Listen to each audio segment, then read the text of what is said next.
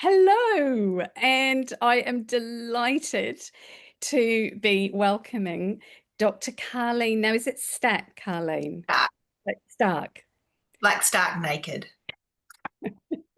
That's a good start. Uh, as my inspirational woman. And Carlene, I usually start off these interviews just chatting about how we first met because we haven't known each other for that long. So, do you want to fill in the gaps? How Do you did want, do you want me to start? share how we met? Well, actually, I saw you having a chat to my horse riding coach, Kirsten Kelly. And I was, like just scrolling through Facebook as we do. And I came across this chat and I started listening and I was like, oh my goodness, this is so me. I need to talk to this person. I need to meet this person. And of course, then I'm talking to Kirsten and eventually we do end up meeting and having a chat. But everything you were talking about was just really, really resonating in terms of behavior. And I was thinking about it at the time based on how I interact with my horses and Mm, about the amount of crap that I take to my interactions with my horses. But it really, I've always known that if I go into the paddock and I'm carrying tension and worry and stress, they don't really want anything to do with me. Whereas if I go in feeling really good, they do. And it just sort of brought all of that home and made me think more about how I carry myself through life with tension and worry and stress and how that interacts my overall experience in life.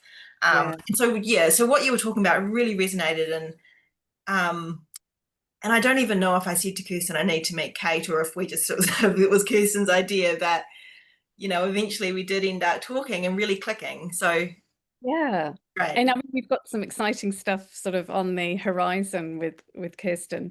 And I'm always sharing with my members this whole thing about seizing opportunity as well. And I think this meeting is an example of, running with opportunities and then discovering that you, of course, are, heavily into all things health and fitness. So Yes, so another synchronicity. So, can you fill in some of your background because as I said, I don't know you that well. So Meet. it would be great to hear because I know that you've obviously spent a long time studying. So fill us in and update us on what you're doing. Yeah, so I guess if we're talking about career and all of those traditional things, I went to university, I studied science. I was really fascinated, I became very fascinated by biochemistry, which is really weird, apparently, because biochemistry is apparently really hard, but it just clicked, especially protein biochemistry. And effectively, what that is just the study of all of the different chemical reactions that occur in our bodies. So, proteins sort of rule most things. So it's understanding how that works and why that's important. And over time, that led to me getting a PhD in biochemistry and then more study and more research.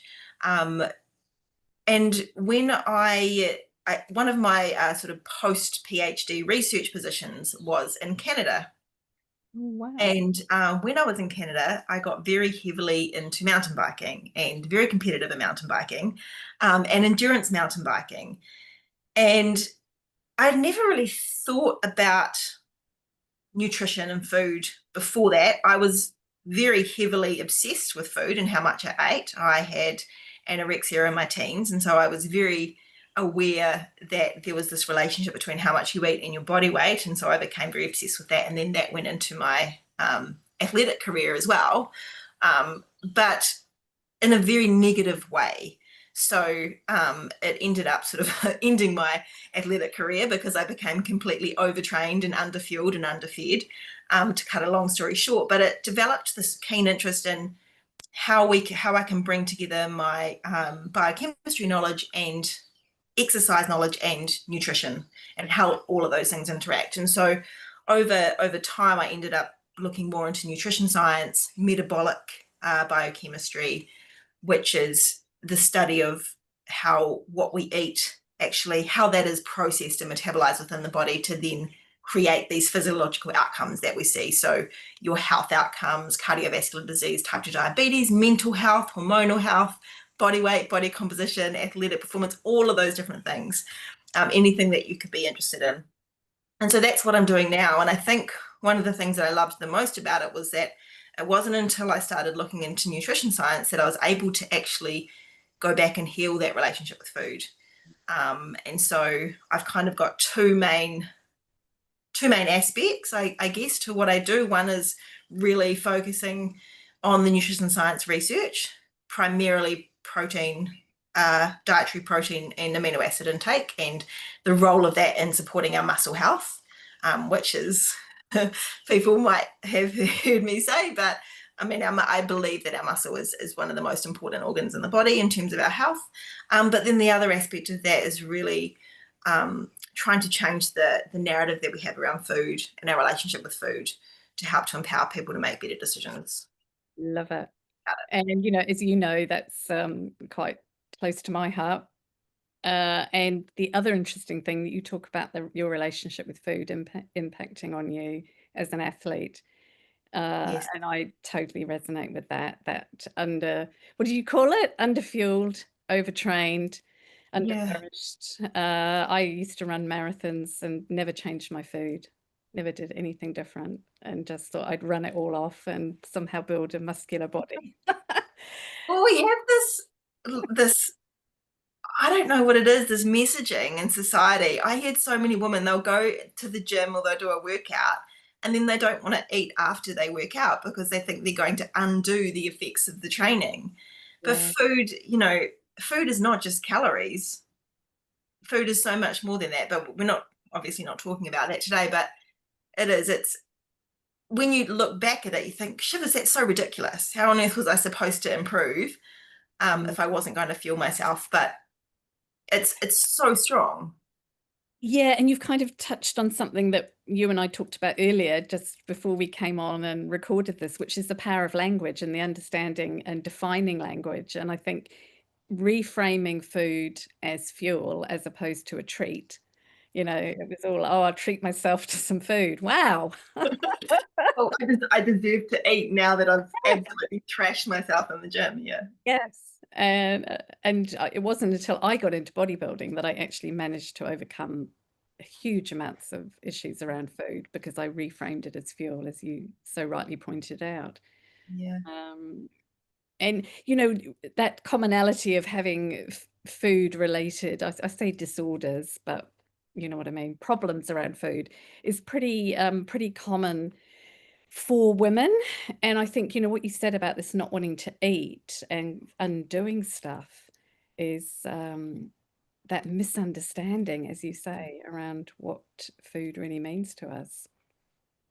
Yeah, I do find with a lot of people that, so I've worked with, people over the years with nutrition coaching and consulting. And one of the things that I see, especially in women, time and time again, is they're eating too little to actually have a healthy metabolism. When we don't eat enough, our body reacts in a way that sort of says, oh, shivers, I better hold on to stuff. I better not burn too much. And so we need to be eating enough to make sure that the body knows that it's okay to burn through things. It's going to get what it needs to restore and to repair and to keep getting stronger and stronger. And so, yeah, women generally don't eat enough, and then they end up getting very hungry and then binging on stuff. And so it's just this really unhealthy cycle. And not unhealthy as in necessarily talking about body weight, but unhealthy mentally as well. Yeah, love that. Yeah. And you've just touched on something that's got me thinking, which is the supply and demand. Yeah. I mean, there's a branch of behavioral science, which is behavioral economics, looking at if you restrict the supply of something, the behavior increases the desire for it in just the same way as the economy. But, to think that the body is working in much the same way, that's brilliant, isn't it? Yeah, well, our bodies are, they're designed for survival. Mm. So they are going to do whatever it takes to survive. Even, down to down to very small things, all of the issues that we have, even, you know, problems with, say, obesity, or these chronic diseases that are related to the diet. It's just the body trying to adapt in the best way that it can to what we're giving it. Mm. You know, Yeah. it's not the body working against us Yeah. necessarily. Yeah. So it's just changing that around, and then make, like, we have the power. The body is so adaptive. Mm. If we can work with it and really nourish it, it will do whatever it can to support us. So we actually do have that power to to create what we want with it, Yeah. and to help it to do what we want it to do, whether it is run a marathon or lift weights or climb Mount Everest or whatever it is we want to do. You know, we just have to understand how to fuel ourselves appropriately. Yeah. And right, so that kind of takes us to another interesting point about you is, you know, you're not just a scientist and a researcher, you're also a horse rider and you're also a wife. You know, you've got a few hats going on there. So how have you found, you know, managing all those roles? Because you're also looking at your own business, aren't you? You're launching into consulting yourself. Yeah, so mainly food industry consulting. So a lot of the work that I do is with the food industry, and then I've got my own research program as well. Yeah. Um, but yes, you asked sort of how I sort of, I don't know if you said balance all those things, but or how I manage all those things. And my short answer is I don't. um, Hey, I love to hear that. and I think, you know, we want to have this perfect situation where everything is happening, you know, every day I've got this nice balance, and I'm being this amazing wife, and I'm you know, doing everything that I need to in my business, and I'm getting my research done, and I'm working out, and I'm riding my horses. And it just doesn't happen like that. We've only got a certain amount of time in the day. So what I've had to do is learn how to prioritize, definitely. And in saying this, I do not get it right every day at all. um, but one of the things that I actually did is I do work with a business coach. And one of the things that she got me to do is create a sticky note timeline and put it on my wall. And Wow. I have sticky notes for the different areas of my life and the different things that I want to achieve in that timeline. Because one of the biggest challenges I've found is thinking that I need to do everything at the same time every day. You know, like if I've got, yes, I'm wanting to start a business, and so I need to create a website, and then I need to create a newsletter, and I need to reach out to people, and I need to do a lead generation strategy and all of these things. And that doesn't have to be done in September. You Mm. know, I can do the website in September, and then in October maybe I could do my newsletter, and then November I could do something else. And so when you set it out like that, it makes it really easy to, it sort of settles the mind that Yeah. you are going to achieve these things. um, you still get those thoughts like, I'm running out of time and everybody's going to beat me, and I tend to over catastrophize things. So like, what if I die before I get to December and I haven't done it all yet, or something like that. But yeah, you can do that throughout your whole life. I do think, though, that one of the things that I know I tend to do is I tend to reduce the importance of my personal relationships, because Mm. those people are there and they're always going to be there. And so that's the thing that I really have to work at, is making sure that I'm nourishing those relationships, because that nourishes me, I and it love that. takes me away from that obsessive relationship that I have with work and wanting to do things all the time. When you find that thing that you really are passionate about, you will just throw yourself into it, which is great and awesome, and you'll get it done. But I think there is that constant need to work on Mm. not necessarily having a perfect balance across everything, but just making sure that you do, you know, step back Yeah. for Yeah. long enough to be able to see things, and to gain perspective. Yeah. And I love you've touched on some things that crop up for me with some of my clients, which is that idea of doing everything at once. And often Yeah. when I'm talking to them, I'll go, I need to take note of that. It's it's overwhelm, isn't it? Yeah. And something else that I wanted to ask you about that again we've chatted about is, you know, your journey with discussing ADHD and some of those classic behaviors that Mm. tied in Which with. definitely feeds into the trying to do everything at once, I think. Yeah, Um, do share because we have people who completely identify mm. with that.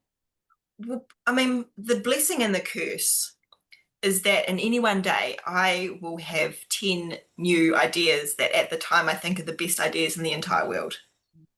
And then I want to do something about it. Um, and I'll forget about the fact that I'm actually working on those other 10 ideas from yesterday that I started, and then they'll get finished. So I've probably got 100 different things that, you know, like all sort of started but not completed. And so it's fantastic to have those ideas, and I love that feeling. Mm, But really learning to sort of to say, right, I'm going to work on this idea and I'm mm, going to see it through to completion, because we don't see enough things through to completion. So I'm going to work on it. I'm going to see it through to completion. And then if I put everything into that one idea, I'm going to complete that really quickly. And then I mm, get that amazing feeling of completing it.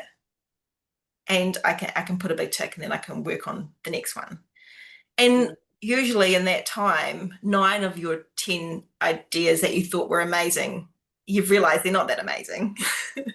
And so they'll sort of sit to the side. So I do think the ADHD thing, it is both a blessing and a curse. We do need to learn how to work with it. The mm, other aspect, of course, in it that sort of ties into what I was saying about managing your relationships is that mm, you'll get into this really amazing hyper focus mode where everything, your all your waking hours become about this one thing that you're doing. And I wake up at 4:30, I'll get up, I'll do my little jobs, and then I'll start working. mm, And then my husband will come out. He's you know slept in a little bit, still early because he gets up at 6, and he'll come out and he'll be talking to me, and I cannot hear a word he's saying because I am yeah, in what I'm doing.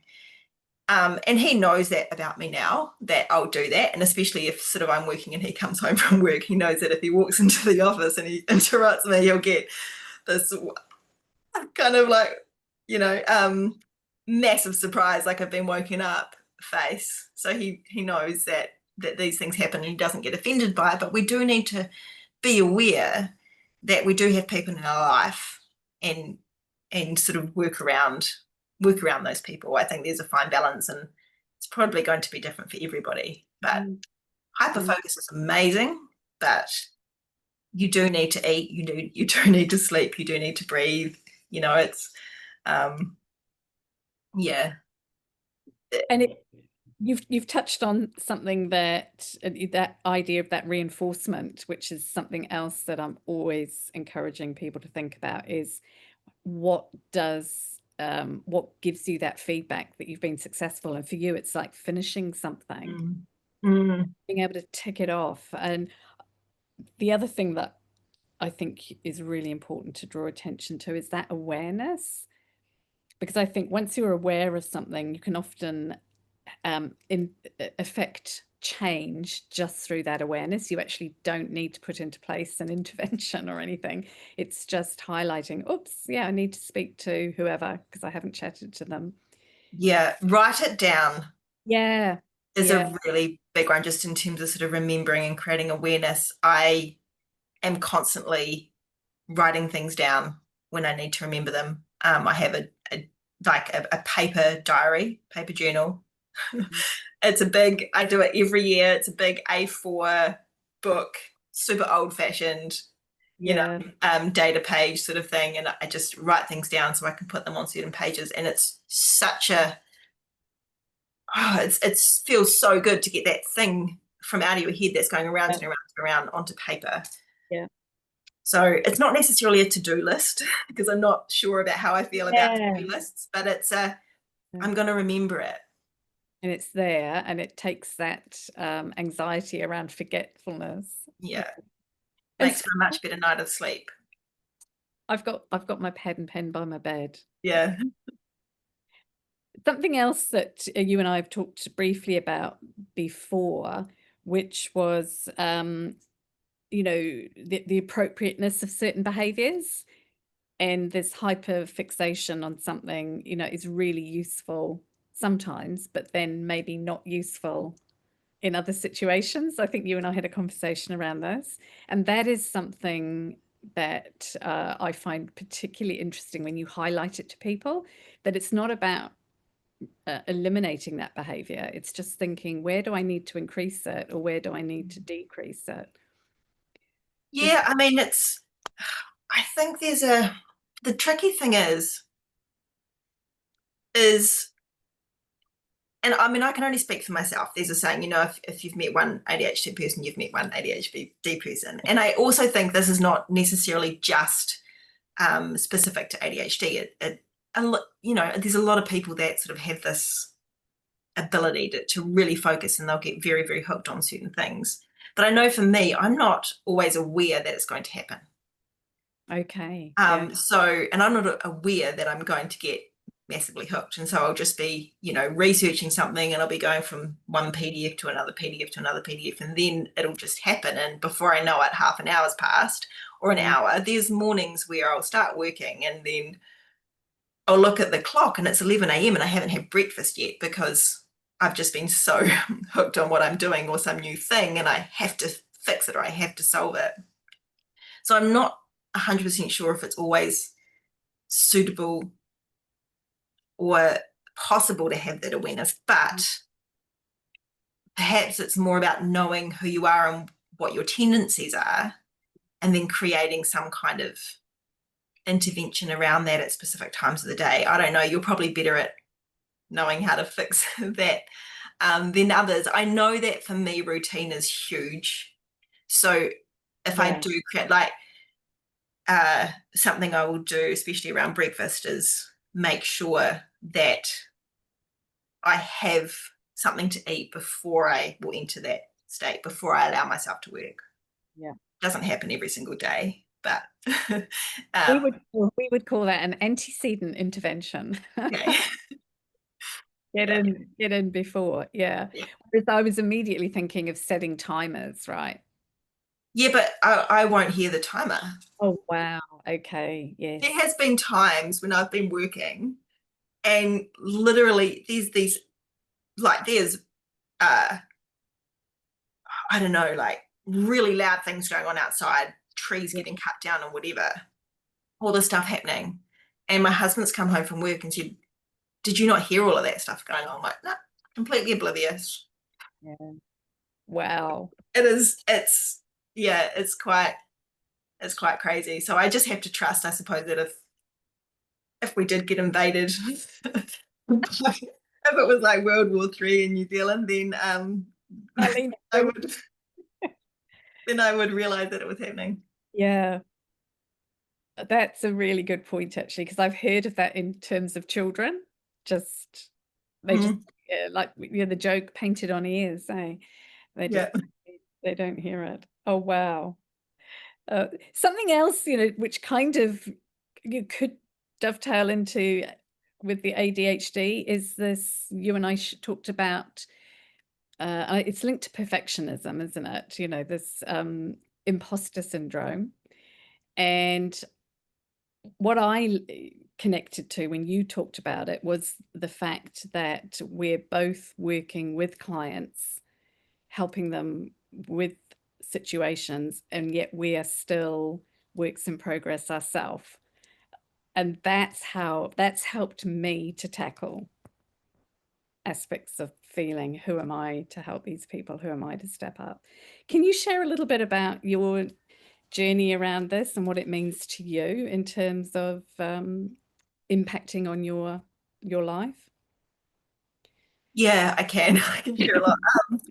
So for me, it's helpful to think about what sort of, I guess, the definition of imposter syndrome is. And lots of people will maybe have different meanings for it depending on how it impacts them in their life. But the definition for me is really about, despite all of your successes, all of your achievements, all these letters behind your name, whatever you've done, you still have this feeling like you have absolutely no right to be somewhere, and you're a complete fraud. And at some point, somebody's going to find out just how useless you are. And then everything's going to dissolve and collapse around you. So it's this constant, I guess, walking on eggshells. Yeah. going into things, and I've got to say the right thing, and people have to sort of got to get that acknowledgement that I'm okay and that I did the right thing. Um, and it changes depending on the situation. So if I'm in a situation where I feel very comfortable with the person that I'm talking to, like right now, I feel really good. I don't have as much of a feeling as if I'm in a situation where I feel like there's a lot weighing on the conversation, or the person is, or I feel intimidated by the person, or there's, some kind of difference in hierarchy. So that's sort of always come through, and it's gone up and down. I think when I was mountain biking and competing, I would get it a lot. So Mm. I'd go up to the start line and I'd look around at all the other people, and there might be World Cup races there. And immediately I would be thinking, oh my goodness, I'm so useless. How on earth am I going to compete against these people? And lots of different, I'm sure anybody else that competes and is on the start line, and you would have had it with marathons, is when you're standing there, you're thinking to yourself, why am I here? I hate this. Why am I doing this? And then this, they say go, and you're out there and you're doing it, and everything sort of falls away. But I've had it in that situation, and then I've had it. There was a podcast that I did recently, and it was quite a big podcast, and it was one of my first bigger ones talking about protein science. And it was late at night, and I was tired. And because I get up at 4:30, I'm quite an early to bed person. And I just felt like my brain didn't work, and I finished it, and I just felt like I completely made a massive mess of it. Mm. But when I think back, there was just three little instances where I don't think I did as well. Mm. But it really going into it, I had this expectation of myself that I needed to perform to a certain level, rather than be thinking that I was sharing what I knew with people. And so Yeah. I just think um, I don't know how to sort of move around it, but I do know, like what you say, with how we can reframe the language that we use around things, and Mm. who we are. That definitely has a really big impact. And Mm. just remembering all the successes, and remembering why we're there, and remembering our achievements, and remembering who we are, and then also acknowledging that there's other people, so many people feel this way, Mm. so many people. The other thing that's really helped me is generally people with imposter syndrome are much less likely to be narcissists. So that makes that makes me feel much better. I'd rather be an imposter, I guess.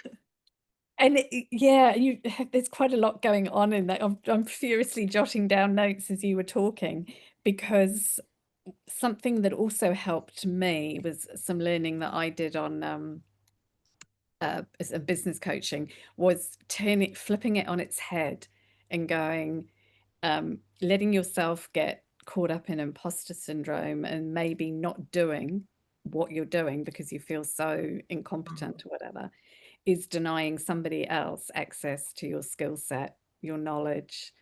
And, somebody doing the sort of work that you're doing, that's huge. People learning about nutrition and being able to change their lives. And I think potentially people who suffer from that, you can get more leverage off it.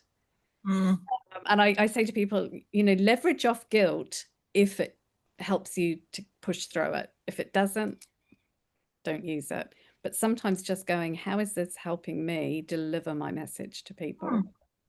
Um, Yeah, because to a certain extent it can come across more humble, right? yeah, Like, yeah, I'm not talking to you as I'm so much better than you, but yeah, if you're talking from a place of, hey, I've been where you are, I know how you feel, yeah, I'm not perfect. I yeah, often feel like I'm not good enough, but yeah, so you can, I mean, at the end of the day, we're all equal, we're all humans, we're all struggling with our own stuff. All the people that look perfect are definitely not. yeah. We know this very, very well. The other thing that I've heard recently, which has been very helpful, is remembering that, if that imposter syndrome is stopping you from doing something, let's say, to use a personal example, um, wanting to share more about what I do, wanting to share more my opinion on things. And a lot of my opinions are very much in contrast to other people's opinions.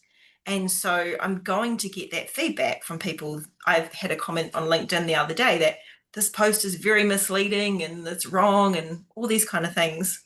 And so the first sort of thought is, oh no, I'm a bad person, I shouldn't have posted that. Or, oh no, like maybe my thought process is wrong, maybe I actually need to go back and check everything. But if you don't do things, you're going to get criticized. If you do things, you're going to get criticized. Like there's going to be people that criticize you. There are people, this sounds horrible, but it's so true. There are people sitting here right now that don't like you, that don't like me, that have a problem with what we're doing. Like, regardless of who you are, there is no way, there's absolutely no way to get everybody to like you or to agree with you. And so there's no point even trying. You just have to be who you are, share the message that, like you said, that you have to share. And I do believe that we all have this unique perspective and this unique message to share. And it doesn't need to help everybody. If it only helps one person, that's enough, right? So that's something which really sort of helps me, is just to stop trying to get people to like me. Which I also think is it comes a little bit with age. We get a little bit no F's given sort of thing. It's difficult, but it's always a work in progress, but it's a good thing. Yeah, it is. And you've touched on something else that's coming to the fore more and more now, especially in terms of starting your own business, is people buy into you, not the thing that you're selling. And so, you sharing this reality of what you've been through, from the nutrition point of view, from dealing with, feelings of doubt and uncertainty, there are people who are going to be attracted to that and go, she's the one, I want to listen to. Yeah. And I think what I've noticed in some of the training I've done is that, like you say, the people that have apparently got it all together, people are over the experts. We've over fake. Yeah. And we want to know, how is this really working for real people out there? And, with your sort of connection or understanding and appreciation for ADHD, there's going to be women out there, and that's going to appeal to them. She's speaking my language. And sorry, I just interrupted. No, I was just saying that, that's, I think, the selling point. Yeah, it's funny. I was just thinking that's another ADHD thing, isn't it? Interrupting, get so excited about about the conversation. What I was going to say just on that is that I used to think I needed to speak in this amazingly eloquent way and get all my words right and use big words and stuff. And yet, since I've changed from that, and since I've started to speak more in my posts or more in the way that I communicate, the way that I would normally speak, obviously I can swear a little bit, so I try very hard not to swear. But although a lot of people are doing that now too. But the more I've done that, the more people resonate with it. Because it's like, this is a real person. And yes, there's going to be people that don't like it, but you're so right. People they don't want these perfect people with these perfect lives telling them what to do, because you look at that and you think, I'm never going to get there. I'm never going to achieve that. That's perfection. That's such a long way away. I can't touch that at all. I can't even relate to it. I can't even get an idea of what it might be like to have that. But if you've got somebody that has been through what you've been through and can show you a path, then it's much more tangible. And there's actually that saying that we help, like the people that we help are the people that we used to be, right before we got to this place. And I love that, because I do definitely believe that really our job is to help others. And we've all got, doesn't mean that we're better than anybody else, because we've all got these things that we've learned that we can use to help other people through whatever they're going through. Wouldn't the world just be such a nicer place if we all just helped everybody? We'll solve that problem later. Yeah. World peace. Yeah. We'll do world peace next week. That's next on the list. Yeah. That's definitely what you said about people wanting to have somebody that they can connect to and identify with, that's definitely something that has inspired me, and I've had feedback on that. And when you said about, just being yourself, yeah, it's fresh, isn't it? You Yeah, don't and it's you so don't much easier. so much easier. Yes. Oh, have I got makeup on? Oh, have I blow dried my hair? No, this is me in the raw. Yeah. Yeah, and it gives people permission to do the same. Mm. Mm. And that's an was it misunderstood concept, giving others permission. And I've found that with a couple of my clients who are now trying to start, not trying, that are starting their own online business, Yeah. because we've had those conversations around. I said, I just did it. You just start. Hmm. Uh, Something which Kirsten actually has said to me a lot that I love is fail fast. yeah. It's better to fail fast. Just try it. If it doesn't work, no biggie. Try the next thing. It's all our things that don't work are not failures. They're just Mm, data. mm, It's just information. It's just saying, no, don't do that. Do something else. No, don't do that. And you can't, you cannot. There is no way that you can achieve success without a whole bunch of stuff going wrong first. I remember the very first mountain bike, like endurance mountain bike race that I did, where I actually did well. You have all these, you're trying and trying, and then I eventually did really well. And I remember thinking on the ride as I was going around, it was an 8 hour race, and it's like a laps, a circuit. So you go around and you do the same circuit again and again and again, and you'll set yourself up a little station with all yeah. your drinks and your food, so you can stop along the way and keep replenishing. And I just remember thinking as I was going around that all of the stuff, all of the times when things went wrong, taught me what I need to know to make this one a success. Yeah. Right. And that sort of has stuck with me a lot as well, is that it is just data. It's like um it taught me what I need to put in my drink bottle. It taught me when I need to eat. It taught me that when I'm coming up to a hill, not to go, not to race up the hill as fast as I can, but to take my time, Mm. because I need to go up that hill another 12 times. So do you know what I mean? Like it teaches all those things. And yeah, so failure is actually beneficial with this. In saying that, when things go wrong, especially with the horses, I still get very upset. So it's not a cure-all by any No. means. But But that raises another interesting point, though, around this whole idea of allocation of behavior. And I talk about it in terms of measuring shift, which is you get upset, but it doesn't dominate your whole day. You don't then ruminate over it for months. Oh, I made a mistake. You get upset, and your recovery rate is that much quicker because you know in the past what you did to get over it. yeah, And I think that's quite misunderstood around letting go of this idea that and you talked about it, just life is one happy event that we roll from one to the next. yeah, no. Um, yeah, but You almost have to expect things to go wrong because mm, they're going to. yes, It's not. It's not. It's not that life is going to be comfortable, and it's not that you get to this point and then everything just works. mm, I mhm, think you get to a point and you're just like, I cannot be bothered getting upset about that anymore. So I'm just going to move on to the next thing. beautiful. I've been talking about levels, gameplay. You're now Okay. at the next level, so the challenges get a little bit bigger, a bit more exciting. And I love that you say, yeah, I can't be bothered with that low level stuff anymore. Hmm.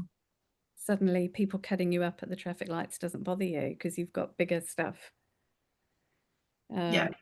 Um, mm, Yeah, I'm definitely trying to stay very neutral in my interactions with people and realize that all the emotion that they're bringing to the table, that's their emotion, mm, right? If they're getting really upset about something, they can get upset. That's their prerogative. It's their life. They can do what they want. I don't have to. I don't have to buy into that. mm, I can stay neutral.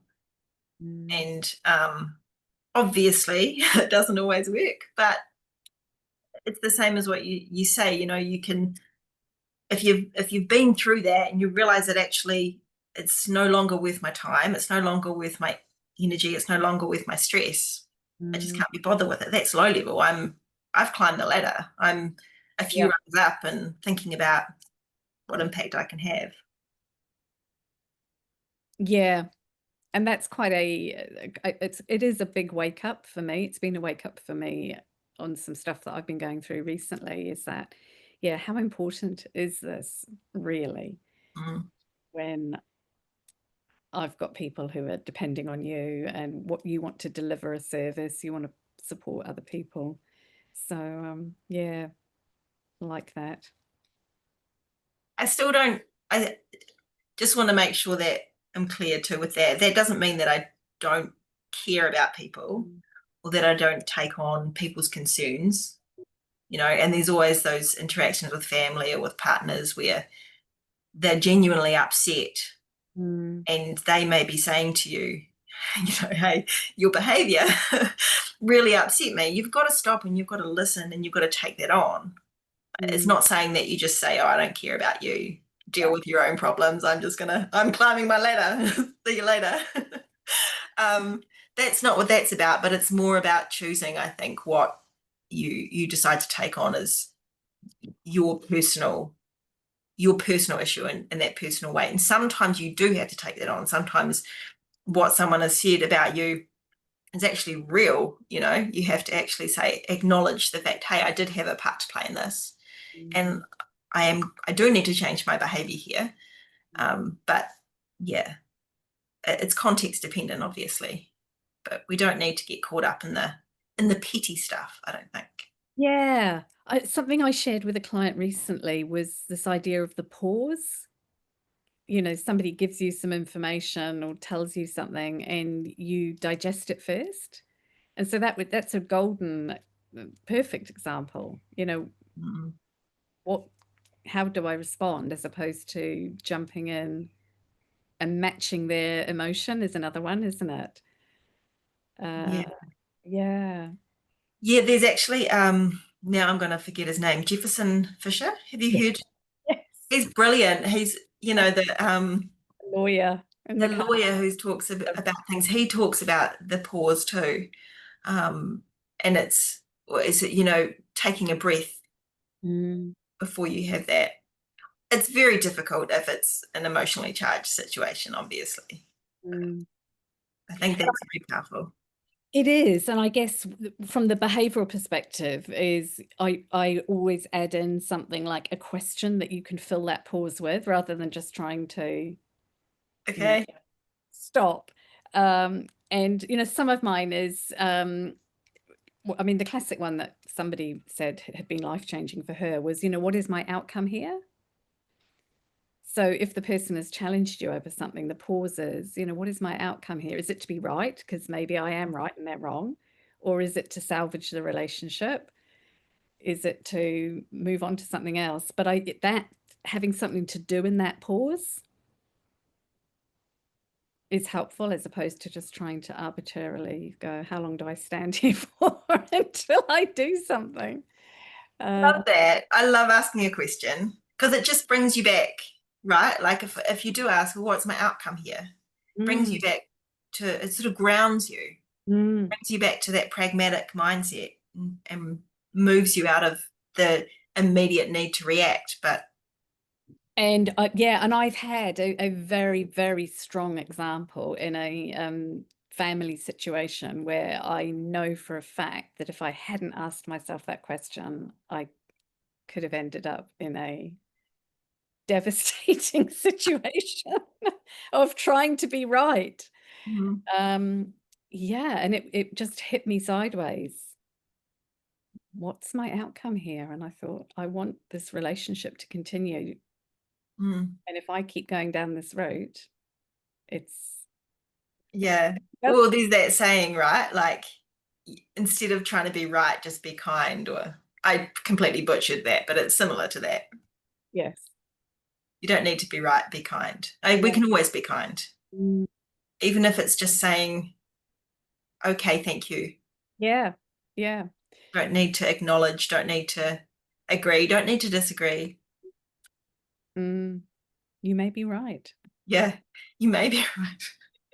I think that is actually a Jefferson Fisher one. Yeah, I'm sure he says that. yeah. Or noted. I used that the other day. Noted, thank you. Noted. Oh, Yeah. yeah.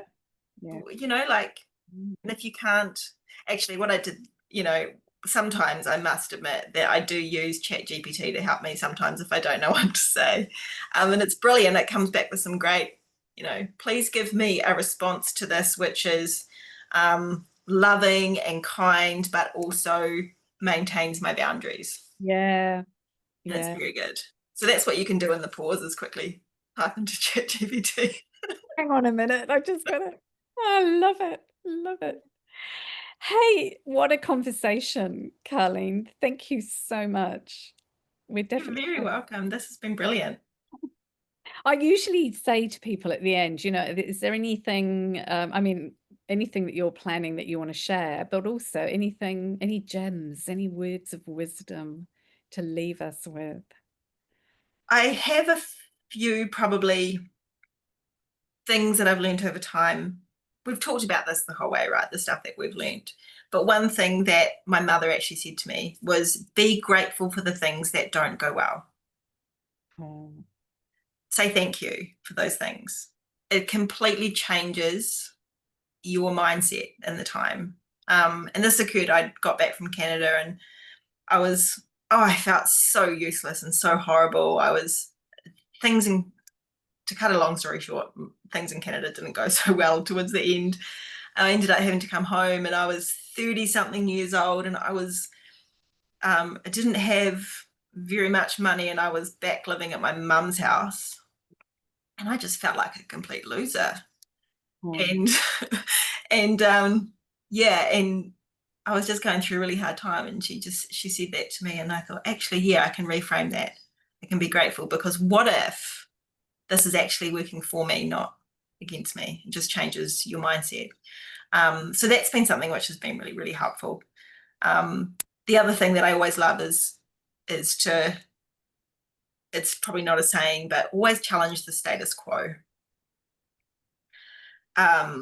So slightly different, but I do think that we have this tendency to believe people that are, because somebody is above me or because they're an expert or because they're whatever, what they say must be true. mm, And it's so not right. You have such a good brain. We've all got really good brains. And if it doesn't sit right with you, mm, then it doesn't have to be correct. You can go and you can do your own research. And this happens a lot in the nutrition field. There's so many mm, people that come across as experts spouting all this information that sounds like chucking all these sciencey words and it sounds amazing and it sounds true and it's just not. Some of it's ridiculous. So I would always question that. Next steps for me, I guess, is keep on going the way I'm going. I'm hoping to be able to get more into my own research, sort of get more, get, get deeper into my own research. Um, I am building an app, trying to build an app. So getting quite interested in AI and how we can use AI for good stuff. That's probably a couple of years away, to be completely honest, but that's always there. But yeah, I mean, I think starting to get a little bit more focused on sending messaging out around this changing our relationship with food, getting a little bit more vocal about that, putting together some workshops and things. So watch the space. watch this space. It's always watch this space, isn't it? But Yeah. yeah, I have just launched my website, which is starckscience.com. So starck.com. Okay. Starck science.com. Yeah. Um, I'll say that later. if you do the starck.com, I think you get to like a famous designer or something like that.